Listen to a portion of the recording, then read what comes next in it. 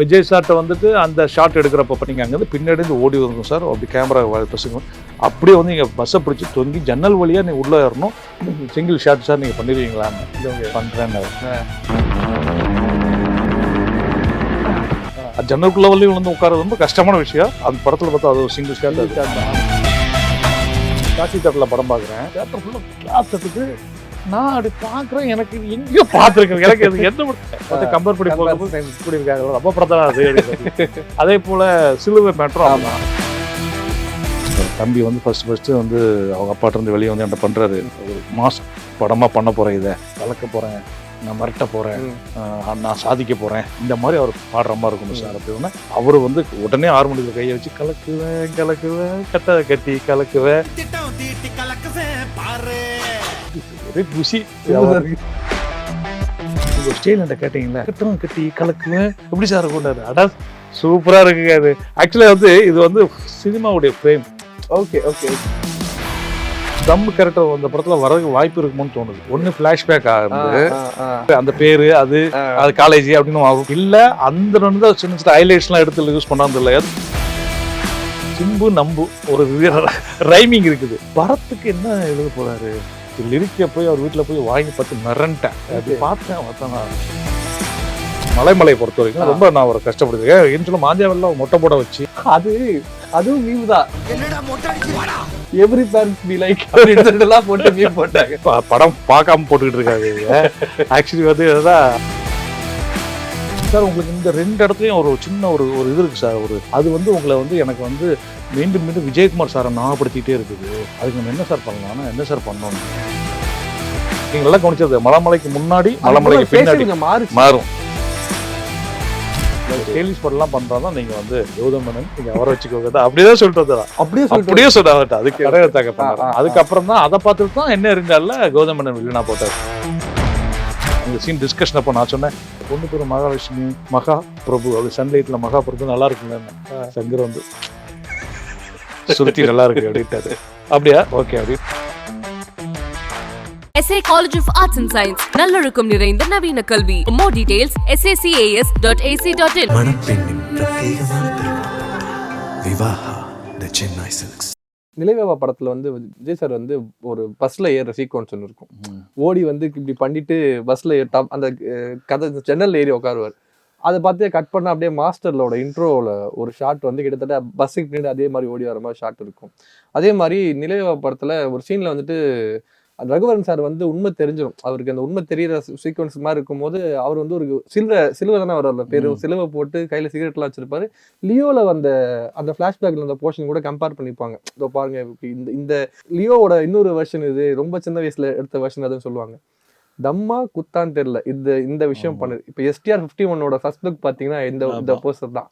இந்த மாதிரி ஆரம்ப காலகட்டத்துல இந்த மாதிரி வளர்ந்து வரும் நடிகர்களுக்கு வந்து நீங்க கொடுத்த ஒரு சில விஷயங்கள் இப்போ வரைக்கும் ட்ரெண்டா ஃபாலோ பண்றாங்கல்ல, நீங்க எப்படி பாக்குறீங்க? இல்ல அது ஒரு படைப்பாளி எனக்கு சந்தோஷமான விஷயம் தானே. அதாவது வந்து என்னன்னா விஜய் சார்ட்ட வந்துட்டு அந்த ஷாட் எடுக்கிறப்ப பர்டிகுலர் நார்வேல எடுத்தேன். அது பர்டிகுலர் இருக்கும்போது விஜய் சார்ட்ட வந்து விஜய் சாருக்கு வந்து எப்போவுமே ஆகட்டும் நமக்கு ஒரு பெரிய விஷயம் என்னன்னா சேலஞ்சிங்கான விஷயங்களோட போய் சொல்லும்போது நமக்கு சந்தோஷமா இருக்கும். அதை வந்து அவர் பண்றேன் பாரு அதில் அப்படி டிஃப்ரெண்ட்டான விஷயம் சொல்லும்போது அவர் தெரியும், அவர் முகத்துலேயே அந்த மலர்ச்சி தெரியும்.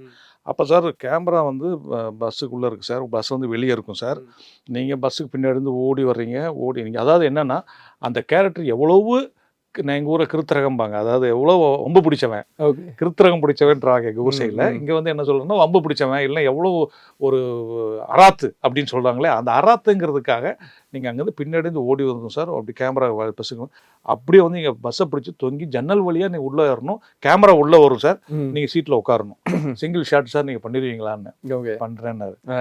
அந்த படத்துல பார்த்தா அது ஒரு சிங்கிள் ஷாட் தான். அப்படியே வந்து உள்ள வந்து உட்காருவார்.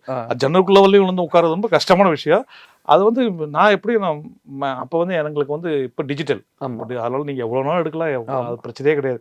ஆனா அப்போ ஃபிலிம் ரோல் கணக்கு அப்போ. ஸோ எனக்கு இது நான் வந்து அன்னைக்கு கனெக்ட் பண்ணிட்டேன், இதுக்கு இவ்வளோ ஃபிலிம் போகுது மைண்ட்ல சார். ஆனா ஒரே டேக்ல ஒர்க் பண்ணார். ஓகே, டூப்பு கிடையாது எதுவும் கிடையாது, ஒரே டேக்ல ஒர்க் பண்ணாரு. அது வந்து பின்னாடி நானே ஆக்சுவலி எனக்கு எப்படின்னா அது நிலாவான என் மைண்டில் படல. நான் படம் ரிலீஸ் அன்னைக்கு காட்சி தேட்டரில் படம் பார்க்குறேன். ஓகே, பஸ்ஸுக்கு பின்னாடி ஓடி வராது. ஷர்ட் கூட கிட்டத்தட்ட அது ரிலேட்டடாக இருக்கும். செக்குடு ஷர்ட், அதே ப்ரௌன் கலராக இருக்கும். ஆமா. ஆனால் எனக்கு அந்த ஷார்ட் பார்க்குற தியேட்டர் ஃபுல்லாக அது அவருடைய இன்ட்ரடக்ஷன் இல்லையா, தியேட்டர் ஃபுல்லாக கிளாஸ் தட்டுது. நான் அப்படி பார்க்குறேன், எனக்கு இது எங்கேயோ பார்த்துருக்கேன், எனக்கு இது இது எங்கேயோ ஷார்ட் பார்த்த மாதிரி இருக்குது. ஆனால் ஓகே நல்லா இருக்குது, சூப்பராக கம்போஸ் பண்ணியிருக்காங்க அப்படின்னு சொல்லிட்டு அதுக்கப்புறம் நீங்கள் சொன்னது இந்த இது பார்த்தேன், கம்பேர் பண்ணி ஓ இதை கம்பேர் பண்ணியிருக்காங்களா, ரொம்ப படத்தான் அது. அதே போல் சிலுவை மேட்ரும் அது வந்து அந்த படத்தில் ஒரு கேரக்டர் பிளே சிலுவைங்கிறதாலும் படம் வந்து மதம் சம்மந்தப்பட்டதுங்கிறதால அந்த அந்த இது சிம்பிள் தெரியும்னு வச்சுட்டு இருந்தேன். பட் அதை இதையும் கம்பேர் பண்ணியிருந்தாங்க. பட் சந்தோஷமா இருந்துச்சு. சரி இவ்வளோ வருஷம் கழிச்சும் அவருடைய ஃபேன்ஸ் வந்து அதை கரெக்டாக ஃபாலோ பண்ணி கொண்டு வந்து. ஆனால் லோகேஷ் கனகராஜ் அவர் டைரக்டர் நமக்கு தெரியல, அவர் அதை பார்த்தெல்லாம் பண்ணியிருக்க மாட்டாரு. அவருக்குன்னு ஒரு இமேஜினேஷன்லாம் அவர் பண்ணியிருக்காரு. பட் ஃபேன்ஸ் அழகாக தூக்கி கொடுத்து அதை கம்பேர் பண்ணி வச்சிருக்காங்க அப்படிங்கிறது வந்து ஒரு படைப்பாளியாக சந்தோஷமா. அதே மாதிரி தான் இது பார்த்தேன், இந்த ஆடு பார்க்கும்போதும் பரவாயில்லையே. ஆக்சுவலி வந்து அதுக்கு வந்து என்ன சொல்லணும்னா காப்பிரைட்னு சொல்ற மாதிரி அதுக்கு நான் உரிமை கிடையாது, அது சிம்பு தான். அப்படியா? ஆமா, நான் சொன்னா இதுல ஒரு ஸ்டைல் பண்ணணும் நீங்க.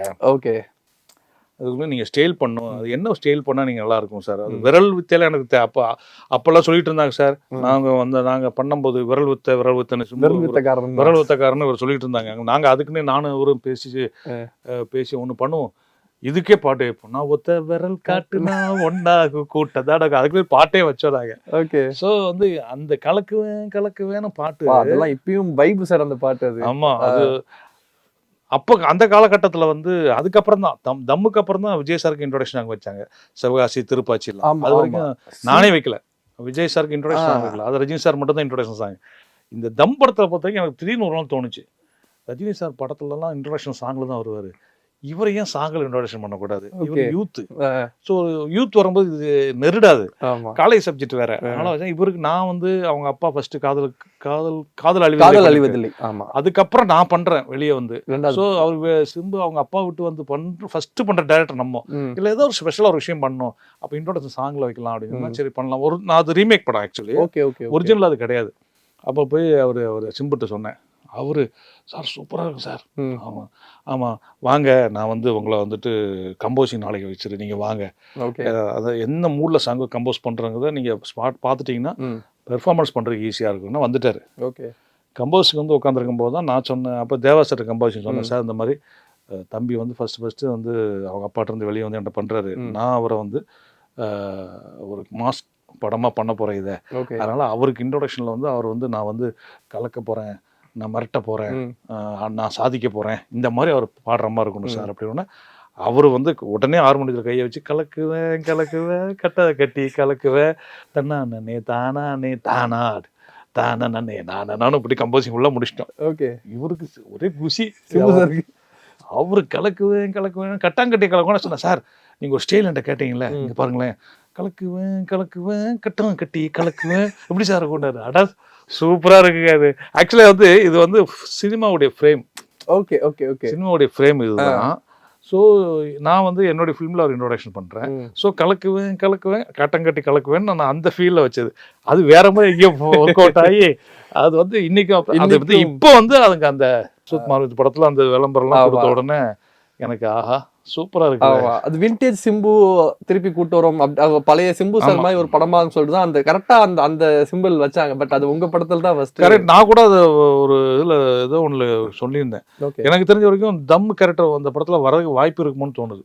ஓகே ஓகே ஓகே, ஒன்னு பிளாஷ்பேக் ஆகுது, அந்த கேரக்டர் அந்த பேரு அது காலேஜ் அப்படின்னு பிளாஷ்பேக்ல வரப்போறா இல்ல அந்த சின்ன சின்ன ஹைலைட்ஸ் எல்லாம் எடுத்து யூஸ் பண்ணாது இல்ல, ஏதோ ஒண்ணு அதோட ரெசமன்ஸ் இருக்க போகுது. இல்லன்னா அது பண்ண மாட்டாங்க. அது அந்த பிளேட் எல்லாம் அப்படியே போட்டிருக்காங்க, பிளேடு கையில போட்டுக்கிறது, இங்க மாட்டி இங்க கையில ஒரு மோதிரம் ஒண்ணு இவ்வளவு நீட்டுக்கு ஒண்ணு போட்டுருக்காங்க. கரெக்டா எல்லாத்தையும் போட்டிருக்காங்க. ஆமா, நான் மாநாடு டயத்தப்ப எனக்கு ஒரு நாள் சிம்பு ஃபோன் பேசினாரு. அப்ப அவர் தம் படத்துடைய இது பத்தி ரொம்ப நேரம் பேசியிருந்தாரு. அந்த படத்தினுடைய நினைவலைகள் எல்லாம் பேசுவோம் இல்லையா, அந்த சீன் எடுங்க, இந்த சீன் இப்படி இது எப்படி நடந்துச்சு சார், நீங்க அதை செஞ்சீங்கன்னு பேசியிருந்தாரு. அப்போ வந்து இந்த படங்கள் வந்து அனௌன்ஸ்மெண்ட்லாம் கிடையாது, பேசிக்கிட்டு இருந்தாரு. இதை பார்த்ததுக்கு அப்புறம் எனக்கு அட பரவாயில்ல, தம் வந்து மறுபடியும் வேற ஒரு உருவத்துல வருது. அது ஓகே, அந்த 2-3 படங்கள்ல கூட வந்து பாத்தீங்கன்னா அவருக்கும் உங்க அப்பாவுக்கும் நடக்கிற கான்வர்சேஷன்லாம் லூட்டியா தான் இருக்கும். நல்லா திங்கிறேன், ஆனா இவ்வளவுதான் படிக்கிறேன். அவருக்கு அந்த நெய் தோசை எல்லாம் கூட ஊத்தி எல்லாம் தருவாங்க. சீக்கிரம் தான் வீட்டுல நம்ம கனெக்ட் பண்ணிக்க முடியும் டைம்ல. ஏன்னா சிம்பு சார் 2வது படம் தான் பண்றாரு அப்படிங்கும்போது அவருக்கு ஒரு மாஸ் சாங் வச்சானா லைன்ஸுமே வந்து பார்த்தீங்கன்னா யூத்துக்கு அட்வைஸ் சொல்ற மாதிரி தான் ஆமா. இருக்கும். அது வந்து உண்மையிலே அதனால தான் வந்து வாலி போல பாட்டு எழுத எனக்கு அப்படின்னு ஒரு அது எழுதுனார் இவரு இல்லையா? வச்சாரு. இவர் எதுக்கு வச்சாருன்னா அந்த படத்துக்கு நான் போய் வாலி சார்ட்ட கொடுக்கும்போது சொன்னேன், வாலி சார்ட்ட, சார் நான் வந்து டிஆர் பையன் அப்படிதான் நம்ம சொல்லுவோம் சினிமா ஆமா, லாங்குவேஜில், சார் டிஆர் உடைய சன் வந்து நடிக்கிறார் சார். ஸோ வந்து இதில் வந்து அவர் பேர் வந்து சிம்பு சிலம்பரசன், சிம்பு தான் எல்லாம் ஷார்ட்டை கூப்பிடுவாங்க. அவர் பேரை வச்சு ஒரு லிரிக் எழுதுங்க சார், அவரை நீங்கள் ப்ளஸ் பண்ணுற மாதிரி. நீங்க சொன்னீங்க அது. நான் சொன்னேன், okay. அவர் பேரை வச்சு ஒன்று எழுதுங்க சார், அது நீங்கள் ப்ளஸ் பண்ணுற மாதிரி அப்படின்னு. உடனே அவர் நான் எழுதி வச்சுட்டு கூப்பிட்றேன்னாரு. அப்புறம் போகும்போது தான் நான் சொன்னான் நம்பு உன் நண்பன் தானே சிம்பு அப்படின்னாரு. அதுக்கப்புறம் வந்துட்டு இது போய் அவருக்கு பயங்கர ஹாப்பி ஆகிட்டார். நான் உடனே வாலி சாரை பார்க்க வரணும்னு சொல்லிட்டு அவர் நேரில் வந்து தேங்க்ஸ் சொல்லிட்டு போனார். அதுக்கப்புறம் பார்த்தீங்கன்னா சிம்பு அவர்கள் டைரக்ட் மன்மதன் படத்துல இருந்து எல்லா படத்துலையும் வாலி சாருக்கு பாட்டு இருக்கும். ஓகே, பாட்டு 2 பாட்டு ஒரு பாட்டு வாலி சார் எழுதிடுவார். வாலி சார்ட்டை பொறுத்த வரைக்கும் அது வந்து ஒரு ஸ்பெஷல் அவருக்கு. இப்போ சூப்பர். நான் பின்னாடி வந்து நம்ம பரத் இருக்கார் இல்லையா, ஆமா. அவரை வச்சு ஒரு படம் பண்ணேன். அஃப்கோர்ஸ் அது பாக்ஸ் ஆஃபீஸில் பெருசாக போகல அந்த படம். ஓகே. அந்த படம் பண்ணுறப்போ நான் வந்து இவர்கிட்ட வாலி சார்ட்ட வந்து, சார் சிம்பு கலந்தீங்களே, நான் சொன்னேன் நம்பு நண்பன் தானே, அதை மாதிரி ஏதாவது ஒரு லிரிக் போடுங்க சார், ஓகே, நான் எழுதிட்டு கூப்பிட்றேன்ட்டாரு. ஆனால் எனக்கு ஒரு யோசனைன்னா, சிம்பு நம்பு ஒரு ரைமிங் இருக்குது. நான் சொன்னேன் நம்பு உன் நண்பன் தானே சிம்பு. பரத்துக்கு என்ன எழுத போறாரு, பரத்தை வச்சு எப்படி எழுத முடியும் ஓகே அப்படின்னு எனக்கு ஒரு யோசனை இருந்தது. டேரக்டராக நம்ம திங்க் பண்ண, இப்போ லிரிக்கை போய் அவர் வீட்டில் போய் வாங்கி பார்த்து மிரண்டேன். அப்படி பார்த்தேன் என்னது, வாடா தம்பி தூள் பரத்து என்றே ஆத்தா வச்சா பேர் பரத்து அப்படின்னு ஆடிட்டதான் அப்படியே ஒரு லிரிக் பாருங்க. ஓகே. பரத்துக்கு எழுதும் போது அதுக்கு தகுந்த ஒரு லிரிக் எப்படி எழுத போறாருன்னா அவர் அழகா அது அந்த எழுதியிருந்தாரு. செம. ஆக்சுவலி இன்னொரு விஷயம்னா, எப்படி நீங்க ஸ்டார்டிங் டைம்ல வந்துட்டு விஜய் சார் கூட 2 படங்கள் 3 படங்கள் பண்றீங்க, சிம்பு சார் 2 படம் பண்றீங்க. என்ன இருந்தாலும் என்னதான் அருண் விஜய் சாருக்கு ஒரு கம்பேக் படமா இருந்தாலும் மலைமலை இந்த டைம்ல பெரிய ஒரு அவருக்கு வந்து ஒரு பெரிய கம்பேக்கா அந்த படம் இருந்துச்சு. மாஞ்சாவேலு படம் கமர்ஷியலா அவர் வந்து ஒரு சக்சஸ்ஃபுல் ஹீரோவா மாத்துறதுக்கும் அந்த 2 படங்கள் தான் மெயின் காரணம். எப்படி திருமலை பகவத் இல்லைன்னா திருமலை இல்லைங்கிற மாதிரி மலைமலையும் மாஞ்சாவேலு டைம்ல அருண் விஜய் சாரோட ஒர்க் பண்ண எக்ஸ்பீரியன்ஸ் எப்படி இருந்துச்சு? அவரை பொறுத்த வரைக்கும் அவரு ஒரு முழுக்க ஒரு டெடிக்கேட்டடான ஆர்டிஸ்ட், ஒரு டைரக்டருக்கு அவர் முழுக்க தன்னை ஒப்படைச்சிட்டு என்ன சொல்றீங்களோ அதை நான் பண்ணிடுறேன் அப்படிங்கிற மாதிரி ஒரு ஆர்டிஸ்ட் அவரு. அந்த படத்தை பொறுத்த வரைக்கும் நான் வந்து அவர் ரொம்பவே, நான் மலைமலை பொறுத்த வரைக்கும் ரொம்ப நான் அவரை கஷ்டப்படுத்திருக்கேன். ஏன்னு சொல்ல மாஞ்சாவெல்லாம் ஒரு மொட்டை போட வச்சு. ஆமா, அதுவும் மீம் தான். என்னன்னா நீங்க பண்ண படங்கள்ல எல்லாமே மீம் மெட்டீரியல் தான். என்னடா கிளைமேக்ஸ்ல அவ்வளவு இன்டென்ஸ் ஃபைட் போயிட்டு இருக்கு, இவர் வந்து விஜய்க்கு வந்து என்னடா மொட்டை எடுத்துட்டு வந்திருக்கு, எவ்ரி பேரண்ட்ஸ் பி லைக் அப்படின்னு எல்லாம் போட்டு மீம் போட்டாங்க. அது எப்படி பண்ணீங்க? அது வந்து மொட்டை போட்டது வந்து என்னன்னா, இப்ப படம் பார்க்காம போட்டுக்கிட்டு இருக்காங்க. ஆக்சுவலி வந்து என்னன்னா அது ரொம்ப எமோஷனலான ஒரு சீன் அது. Okay okay. ஹீரோவோட அண்ணன் இறந்து, கார்த்தி சார் இறந்துருவாரு. ஆமா, அவர் பாடியை வந்து வீட்டுக்கு வெளியே தெரியக்கூடாது, அப்பா அம்மாக்கு தெரியக்கூடாதுன்றதுக்காக இவர் வந்து அதை வந்து எரி விட்டுவாரு. பாடியை எரிச்சிட்டு இவரால் தாங்க முடியாது. அண்ணன் வந்து இவரை ஒரு அப்பா மாதிரி பார்த்துருப்பான். ஸோ அப்பா இருந்தாதான் குடும்பத்தை மூத்த பையன் மொட்டை போடுவார்னால இவர் மொட்டை போடுவார். அப்படி எமோஷனலான சீனு. அந்த சீனை பிடிச்சி தான் ஃபைட்டுக்கு வராது. அந்த ஃபைட்டில் இவர் சீரியஸாக கேட்பாரு, யாரா இருந்தாலும் ஒரு அப்பா இருந்தா பிள்ளை பார்க்க அவர் இது இவனுக்கு யூஸ் பண்ணி விட்டு அதை ஃபுல் படம் பார்த்தா அதை எமோஷன் அப்படி இருக்கும். எனக்கு அதான் நான் கூட பார்த்துருச்சேன், அதை பாருங்களா எனக்கு எதை பண்ணணும்னு தெரியல. ஆனா அது ரசிக்கிற மாதிரி தான் இருந்துச்சு. இப்போ எனக்கு சிரிப்பு வந்துச்சு அதை கேட்குறப்போ. பட் படமா பாத்தீங்கன்னா அந்த காட்சியில தெரியாது படம். அந்த படம் வந்து மாஞ்சாவேலு முன்னாடி மலைமலை பண்றப்போ எனக்கு அவர்கிட்ட அருண் விஜய் ரொம்ப பிடிச்ச விஷயம் என்னன்னு கேட்டீங்கன்னா, சொன்னல டெடிக்கேட்டடா இருப்பாருன்னு சொன்னேன் இல்லையா. நான் வந்து அவர்கிட்ட வந்து இன்னும் நான் இருக்கு. அப்போ வந்து நீங்க நல்லா கவனிச்சு பாத்தீங்கன்னா, மலைமலைக்கு முன்னாடி இருந்த அருண் விஜய்கிட்ட பாத்தீங்கன்னா இந்த கன்னத்துல வந்து இந்த இடத்துல வந்து ஒரு ஷைனிங் இருக்கும். இந்த 2 இடத்துல நான் நிறைய பார்த்தா ஒரு பிங்க் கலர்ல வந்துரும், பாண்டவர் பூமியில கூட இருக்கும். இந்த இடத்துல 2 இடத்துல இருக்கும். நான் வந்து அவர் ரொம்ப கூர்ந்து கவனிச்சு சொன்னேன், சார் உங்களுக்கு இந்த 2 இடத்துலயும் ஒரு சின்ன ஒரு இது இருக்கு சார், ஒரு கண்ண கதுப்புன்ற மாதிரி ஒண்ணு இருக்கு. அது வந்து உங்களை வந்து எனக்கு வந்து மீண்டும் மீண்டும் விஜயகுமார் சாரை ஞாபகப்படுத்திட்டே இருக்குது. ஸோ உங்ககிட்ட இருந்து விஜயகுமார் சார் அப்புறப்படுத்தணும்னா இந்த இடம் போகணும் சார். இது போயிடுச்சுன்னா நீங்க வந்து வேற மாதிரி தெரிவிங்க சார். அதுக்கு நம்ம என்ன சார் பண்ணலாம்னா என்ன சார் பண்ணணும்னாரு. நான் சொன்னேன், நீங்கள் வந்துட்டு ஜிம்முக்கு போங்க சார். அது வரைக்கும் அவர் வந்து ஜிம்முக்கு போயிட்டு இருப்பாரு. ஆனால் ரொம்ப பாடிக்கு மெயின்டைன் பண்ணுறாரு. நீங்கள் நல்லா கவனிச்சது மலைமலைக்கு முன்னாடி மலைமலைக்கு பின்னாடி மாறும். அது வந்து நான் சொன்னேன், நீங்கள் அப்போ ஜிம்முக்கு போங்க சார். போய் நீங்கள் வந்து இது பண்ணுங்கள் சார். நம்ம ஜிம்முக்கு போகிறது இல்லை, ஆனால் நம்ம வந்து ஆர்டிஸ்ட்டாக வரும்போது நம்ம வேறு மாதிரி ஸ்க்ரீனில் காய்க்கணும்ல, அதுக்காக மெனக்கிடுறது. ஓகே. அது சொல்லிட்டு நான் வந்து சொன்னோம். ஆனால் வந்தார் சார் 1 மாதம் கழிச்சு வேறு மாதிரி நின்னார். ஆடிட்டேன். இந்த இதெல்லாம் போயிடுச்சு, அந்த கண்ணெல்லாம் ஒட்டிடுச்சு. என்ன சார் அப்படின்னா, சார் ஃபுல் டயட்டு ஃபுல்லு இது வெறித்தனமாக உழைச்சார் அந்த படத்துக்கு. அப்புறம் நான் சொன்னேன், சார் அவளுக்கா ஓகே, நீங்கள் ரொம்ப கலராக இருக்கீங்க, நீங்கள் ஆமாம் உங்கள் கலர் கொஞ்சம் டேன் ஆகும் சார், அதுக்காக நீங்கள் வந்து மேக்கப்லாம் போட்டால் செட் ஆகாது சார். ஒரு டெய்லி காலையில் தண்ணி எடுத்துக்கோங்க, நல்லா குடிக்க, பாடி டீஹைட்ரேட் ஆகிடக்கூடாது. ஸோ தண்ணியெல்லாம் எடுத்துகிட்டு பீச்சுக்கு போயிருங்க சார். ஒரு 11லேருந்து 12 மணிக்கு பீச்சில் நில்லுங்க, வெயிலில் நின்றுட்டு வந்துடுங்க. அப்புறம் ரெஸ்ட் எடுத்துங்க. என்ன பண்ணுங்க, அப்படியே ஒரு 10 நாள் பண்ணுங்கள் சார், கொஞ்சம் கலர் கொஞ்சம் கருப்பாகும் சார். நின்னார் சார், நின்று வந்தார். அதே மாதிரி கொஞ்சம் கலர் டானாக வந்து எனக்கு ஆச்சரியமாக போச்சு. இன்னும் இவ்வளோ டெடிக்கேட்டாக இருந்தேன். அந்த படத்தை பொறுத்த வரைக்கும் அவ்வளோ ஒரு அந்த படத்துக்கு மெனக்கேட்டார். அஃப்கோர்ஸ் அந்த படம் அவருக்கு நல்ல ஒரு பேர் வாங்கி கொடுத்துச்சு. அந்த படத்தை பார்த்துட்டு தான் அதுக்கப்புறம் நான் உடனே மாஞ்சாவல் பண்ணேன். மாஞ்சாவல் முடிச்சதுக்கப்புறம் தான் அவர் ஸ்டைலிஷாக ஒரு படம் பண்ணணும்னு ஆசைப்பட்டார். ஒரு ஹீரோவாக நம்ம கமர்ஷியல் 2 படம் பண்ணிட்டோம் இல்லையா, 2 படம் கமர்ஷியல் பண்ணியாச்சு, படமும் 2 படம் நல்ல பேர் வாங்கி கொடுத்துச்சு அவருக்கு. ஸோ அடுத்து ஸ்டைலிஷ் படம் பண்ணலான்னா நான் சொன்னேன், அண்ணா ஸ்டைலிஷ் நமக்கு காத தூரம், நம்ம கமர்ஷியலாக என்னன்னாலும் பண்ணலாம், ஸ்டைலிஷ் படம்லாம் பண்ணுறதா நீங்கள் வந்து அதுக்குன்னு இருக்காரு கௌதம் மேனன், நீங்கள் அவரை வச்சுக்கோங்க. அப்படிதான் சொல்லிட்டு வந்தா, அப்படியே சொன்னார்ட்ட, அதுக்குன்னு கௌதம் மேனன் இருக்கா ஸ்டைலிஷ் படம் பண்ணுறதுக்கு, நீங்கள் அவரை பண்ணுங்கன்னு இருக்காம தான் அவர் கௌதம் மேனன் அசிஸ்டன்ட் மகிழ் திருமணியை கூப்பிட்டு படம் பண்ணாங்க. என்ன இருந்தால தடையறத்தாக பண்ணாரு. அதுக்கப்புறம் தான் அதை பார்த்துட்டு தான் என்ன இருந்தால கௌதம் மேனன் வில்லனா போட்டார். ஆக நான் சொன்னது பழிச்சிருச்சு, கௌதம் மேனன் டைரக்ஷன்ல அடிச்சிட்டாரு. அவரு இன்னைக்கு வந்து அவர் நல்ல ஒரு பெரிய ஒரு கமர்ஷியல் ஹீரோவா இருக்காரு. பட் ஆனால் அதுக்கு ஸ்டார்டிங் எல்லாமே அங்கே மலைமலையிலிருந்தும் மாஞ்சாவேலிருந்தும் தான் அந்த விஷயம் நான் ஆரம்பிச்சேன்னு நினைக்கிறேன். ஏதாவது இந்த மாதிரி நிறைய ஹீரோஸ் ஒர்க் பண்ணுறீங்க, ஏதாவது படம் ஹீரோட கமிட் பண்ணி ட்ராப் ஆன படங்கள் ஏதாவது இருக்கா நீங்க உங்க டைரக்ஷன்ல?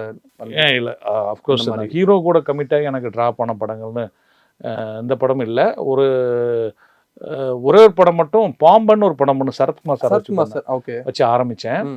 அது வந்து இந்த கோவிட்டுக்கு முன்னாடி. ஓகே. அது ஷெட்யூல் போயிட்டு வந்தோம், அப்புறம் கோவிட் வந்துச்சு, அது அப்படியே இருந்தாச்சு. அதுக்கப்புறம் அது ஒரு 2 வருஷம் 3 வருஷம் அப்படி இருந்துச்சு. அதுக்கப்புறம் மறுபடியும் அந்த படத்தை ஸ்டார்ட் பண்ணலான்னு பேச்சுவார்த்தை போச்சு.